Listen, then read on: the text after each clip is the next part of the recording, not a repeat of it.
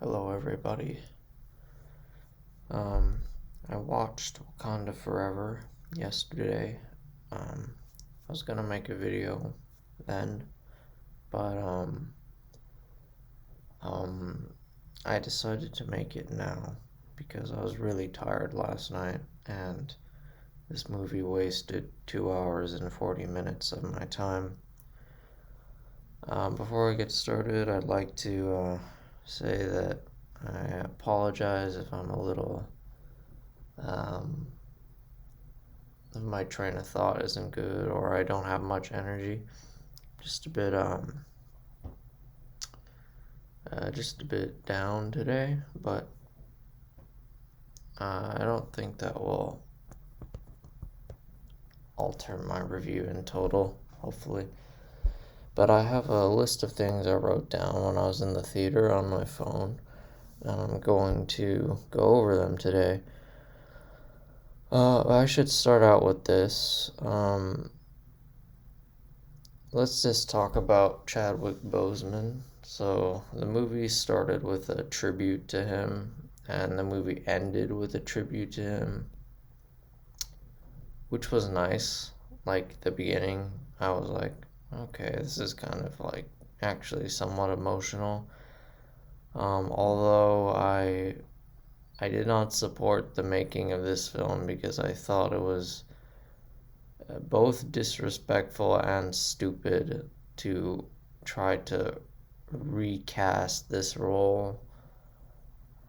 Um, but, however, I will say the probably the one thing I liked about this movie was I think that the actress that plays Shuri, I don't know her name, but I think she did a pretty fair job at acting the Black Panther, and I think she looked the part. I think she looked cool in the new outfit. I thought that was pretty cool.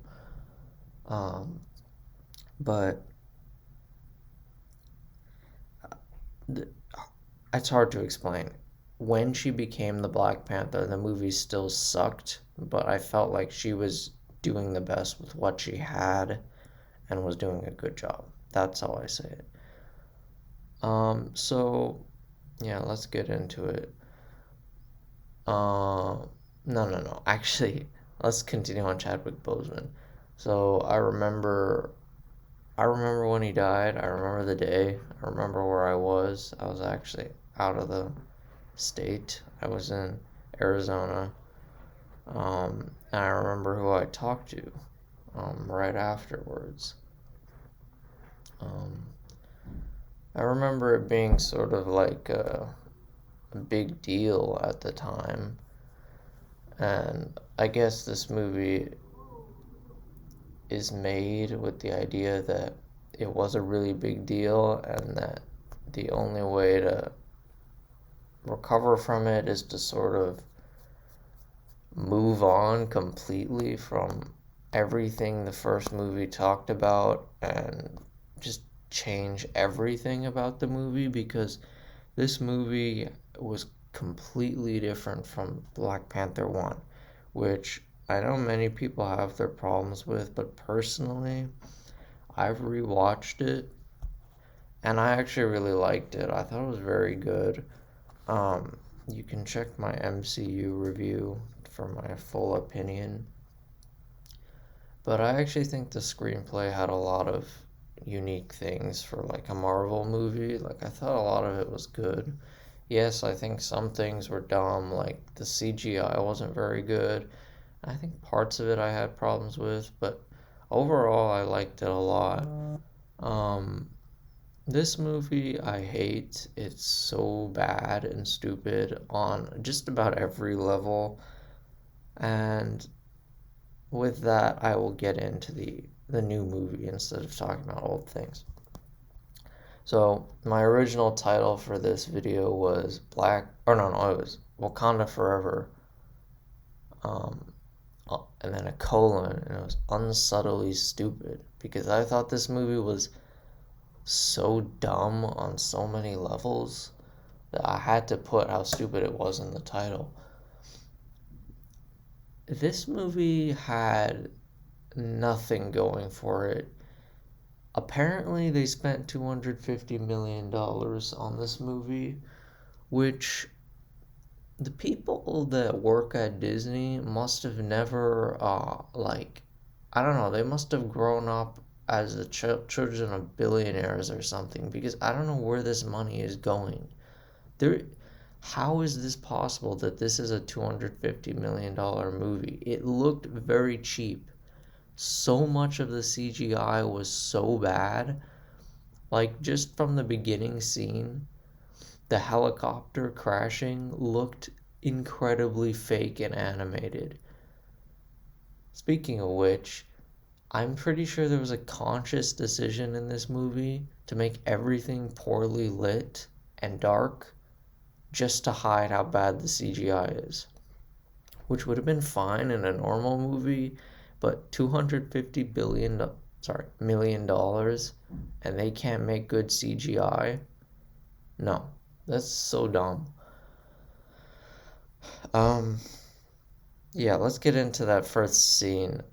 When I saw the villains, and I know they're from the comic books, but I'm sorry, they look so dumb on screen. It looks like some Avatar bullshit, like these blue retards coming out of the water. So one of them flies, and I'm like, what? What is going on?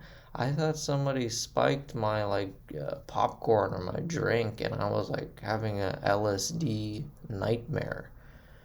Um, no, it was real, unfortunately. And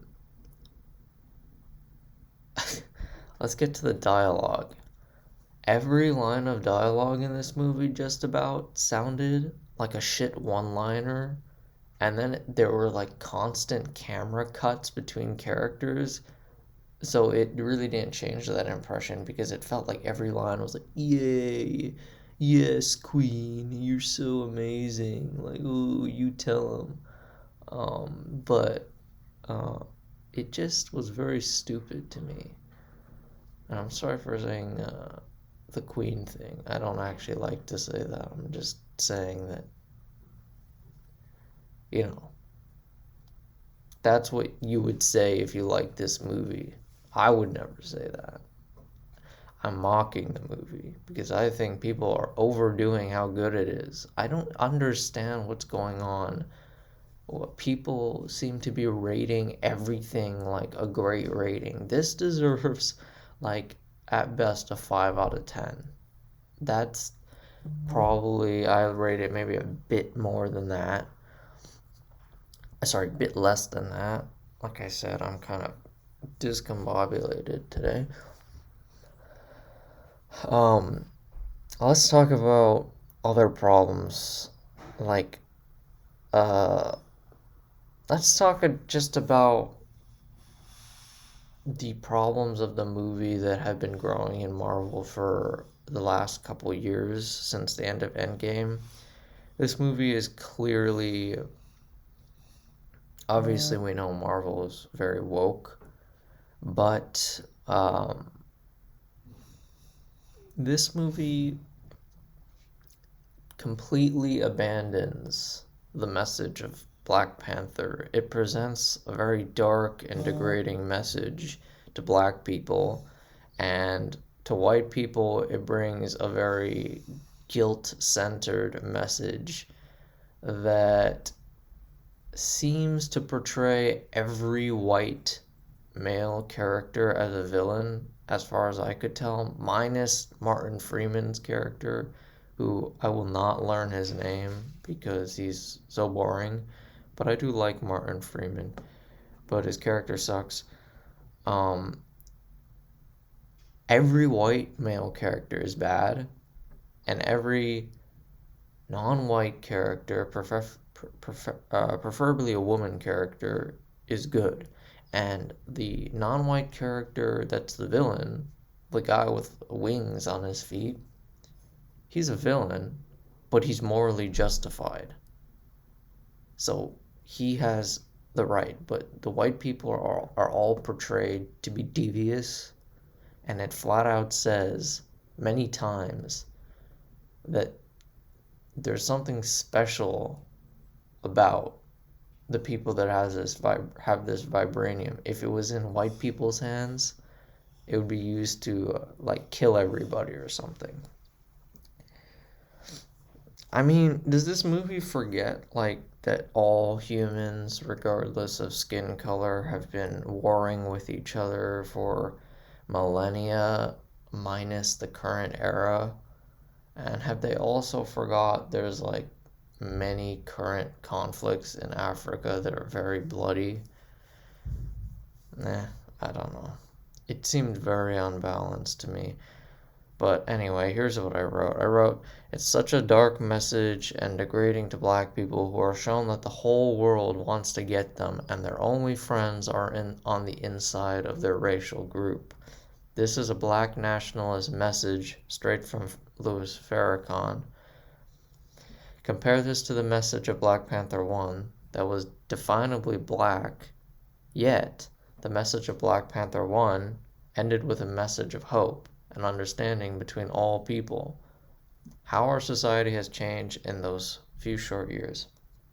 So basically what I meant by this is there's clearly no difference in the cast of Black Panther 1 and 2. In fact, there's probably more white people in the second Black Panther movie as a percentage, I would assume. But the message of Black Panther 1 was definitely like ended with an uplifting message of like charity and kindness and sort of like turning a new leaf, cooperation, that sort of thing, compassion. But this is very dark. It's very isolationist. It's very racially isolistic. I don't even know if that's a word. But yeah, it's just the movie. I don't really care about diverse casting. Like, I have no problem that if a movie is all female or all white or all black, it makes no difference to me.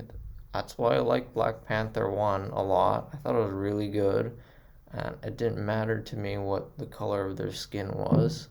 But this movie is clearly making a point when every white character acts one way, minus Martin Freeman. Okay, let's say he's not in there, but every other one is unjustified in their anger and aggression. Well, everyone else is. And just going by Disney's supposed diversity, it's not a diverse movie. It basically has an all female cast that's all of one race, of the main characters, not side characters that nobody cares about. They are all the same race and gender, so it's not like they included Asians, whites, whatever other race you want to include. The main power like trio or whatever, or four people, I can't remember. They are all the same. And this is not a problem under normal circumstances. There's no problem with all female movies. They're, for instance, Kill Bill. It's not an all female movie, but it's majority female. That's like one of my favorite movies, top 5 of all time. Love that movie. Maybe like top 3, to be honest. But there is a problem when you have a company that is arbitrarily replacing male characters when their audience is mostly male, and they have a very negative attitude towards men, especially certain types of men, and a very positive attitude to others. And you can tell the goal is not art here, but it's identity politics. It's dividing people among attributes they cannot control, like the color of their skin or the sex they were born with. That's a problem. And it's sad that essentially nationalist propaganda is making this much money. Um, and if people open their eyes, they could easily see that this is a work of nationalist propaganda. Um, okay, let me go through my notes more.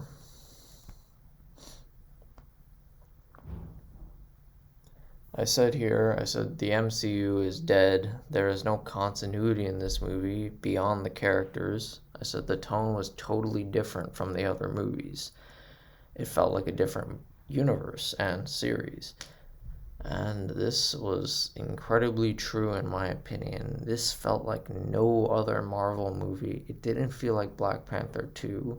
It didn't feel like a sequel to the Doctor Strange movies. It didn't feel like it was in the same series as the Avengers.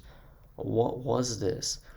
Nothing was executed correctly. The dialogue sucked. All the heroes looked like shit in CGI bullshit costumes. It looked like a Pixar movie. This is not an MCU. It looked like everything was animated and done terribly. The only person they put effort into was Shuri's new outfit, or whatever it's called, costume. I don't know.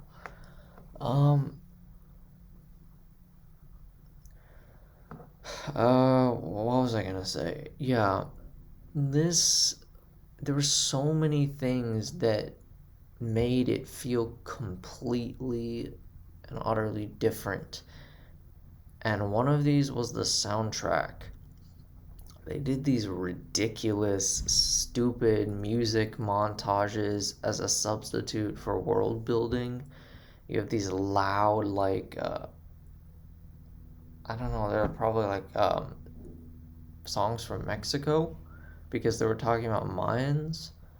Which, by the way, why are they like acting like,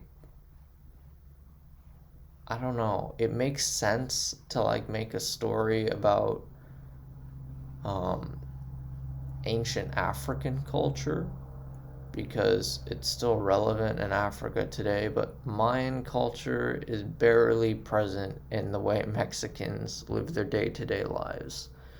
It's very much a dead culture. African culture is not dead. It's very relevant, so I don't see why they even brought the Mayans into it. Is this Mayan representation for a group that's extinct? I don't know. Maybe they're hoping the ancestors will bless them for their charity. Yeah, the music sucked in this movie. It was loud and you couldn't hear what people were saying half the time. Not that that would have been a pleasure. Um, yeah. Sorry, I'm kind of messed up right now. Give me 1 second here. Alright, I continued. I said world building has been replaced with preachy lectures, like when Namor was talking and he basically, once again, you can make a movie about slavery, but when every single lesson being taught is about how white people are always out for non-white people, and that, oh look, he saw slavery and he murdered everybody. Like, no, he's not Django, he's not that cool, he's just a loser. That's all that guy is. He sucks. We don't really care if he's killing slaves or killing slave masters because nothing's been built up. And he also tells Shuri or whatever, like, they've been enslaving and conquering people like us for as long as there was time or something. And it was like, do they not get history books down in your part of the ocean? Because people have been enslaving and conquering each other for millennia. and there was no race involved. In fact, if you trace it back far enough, there weren't even black and white. Um, that came much later, and there was white on white enslavement of Slavic people, and there was black on black enslavement, and there was Arab on black enslavement that was huge and in some ways kind of still exists, but not really in the form of slavery. Well, modern slavery, I suppose, but not in that big of a quantity and all over the Arab world, but some parts of the Arab world in North Africa, you can still find slavery, mainly due to collapsed societies that can't. I don't know why I'm talking about history, but this movie, it frames itself as a like lecture about the evils of our society in the past slash the present, which apparently is the same because uh, we still apparently are terrible in every way. So, yeah, whatever. This is so stupid. I don't even know why I'm talking about this movie. It doesn't deserve any attention, but I'm giving it attention. Okay, I said many scenes look totally unrealistic and animated. Yeah, it was sad. It looked like an animated film. Didn't even look like CGI that I'm accustomed to. Like, there's a certain amount of fakeness I'm okay with. But this was fake and bad, so no. Um, Next, I said, oh, I talked about the soundtrack a bit more. I said it has none of the like classic Marvel inspirational power. It was just like regional foreign music to demonstrate African and Mayan culture. Once again, Mayan, I don't know why. Yeah, also, why are they playing Mexican music for a Mayan culture? Is it just because it's in Mexico? Because Mayans didn't speak Spanish. Anyway, moving on. Um, and I said for African music, it works because Wakanda itself is nice to look at. So it's cool if you have like nice, upbeat African music in the background. But when we get to the Mayan one and you play this like happy Mexican music, um, the underwater like empire they have is so dark and ugly and like dingy that the music should represent that, not be happy and whatever. They kept saying how beautiful the underwater world was, but it looked pretty hideous to me. I felt quite bad that they lived there. Alright, some final things I wrote. I said it casts a dark shadow over Chadwick Boseman's legacy as Black Panther and the first Black Panther movie. And I also said, I hope it's not too soon to say this, but thank God Chadwick Boseman didn't live to see this. Apologize for that one. And I encourage anybody that thinks this movie is good to go back and watch Black Panther 1. And I don't see how, if you compare the two, that this movie is good. It's such a failed sequel. It's completely nonsensical. It has terrible pace, terrible writing, terrible dialogue, terrible CGI, bad and nauseous direction with lots of cuts back and forth. A soundtrack that's like cool at points, but much of it is garbage and overly loud, so you can't hear what's going on. Many montages that make it feel like a music video, and the look of the movie does not dispute that. It's boring, it's super long. Um, what else? The old characters are nice to see. They made Shuri, they made her much less annoying than in the first one. Um, I don't know what the bald lady is, but she was like pretty decent, pretty cool. I like the mother, the actress seems really like cool too. Um, the new actor, like the kid scientist, she was alright. It's kind of a bland addition. Yeah, like the old characters were decent. Everybody else they added was a joke. For some reason, Elaine from Seinfeld was in this movie. I don't know what that was about. Like, was this like Jewish representation? They just put one in just for good measure or something, and she has blue hair, which I thought was hilarious.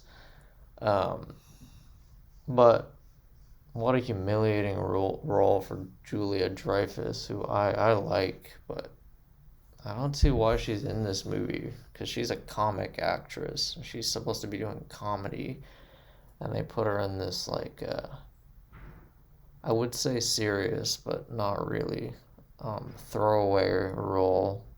Who's of course played by a woman, and she runs the CGI, the CIA. Um, yeah, this movie is like very insulting to your intelligence. It banks on nostalgia and Chadwick Boseman's death to make you like it, really. It hopes you remember the first movie. It hopes you remember how good Chadwick was. And yeah, it hopes that that will rub off on the new film, but it's the new film is bad. So I would say go watch the movie if you want to waste 3 hours. Um, but it really has nothing to do with Chadwick Boseman. It frames itself like that, but not really. They just cry a little bit and move on, and it's a totally different story. It's more of an insult, in my opinion. They could have laid him to rest and allowed his movie to stand tall, or his performance in general across all the movies to stand tall, because I thought he was one of the most like perfect casting choices from the earlier phases because he always gave me like a very regal look. Like I could believe he was an African king, sort of like Haile Selassie from Ethiopia. You know, he always gave me that vibe, like very powerful um, face and voice. Um, yeah, I always thought that he was a very cool looking and sounding guy. Um, and the performance was excellent. And yeah, I mean, you can't help but love that he, you know, sort of how he went, how he died, having the cancer like that. And to my memory, I think it was a particularly painful type of cancer. And, holding it private like that, not parading it around Hollywood for pity was very brave of him. And this is actual bravery, not the type that we see in this film that's very shallow and dumb. Oh, yeah, let's talk about the end. Sorry, I just gotta say, Shuri doesn't kill a genocidal maniac that wants to kill the entire world because they had slaves like how many years ago? Like it said he was in the 16th century or was it 15th? Like he saw slaves like let's say 500 years ago. He wants to genocide the entire world population. So she gives him another chance. Um, First of all, I don't understand how she did that flip when she was impaled with the spear. That was pretty stupid. But yeah, it teaches very shallow messages. Mercy, you should give mercy to his soldiers or something. Or not to him, because he's clearly way too dangerous to be kept alive, to quote Mace Windu. Great man, to actually good movie. A great movie. What happened to great movies? They just don't exist. You go to the theater, every time I go to the movies, I'm disappointed. Almost always. The Spider-Man movie was good. I'm just like, it's like they make you more depressed. I don't even get it. I actually verbally said what a piece of shit when this movie was done. Thank God there were like two people in the theater. No one could be bothered to watch this. Um, yeah, but that's my opinion for Wakanda Forever. I apologize for the pauses that I have done throughout. And yeah, you can go waste like $20 on this crappy movie if you want to. Um, and yeah, go do that. And if anybody is watching this, which is unlikely, you can leave your comment down below. See ya.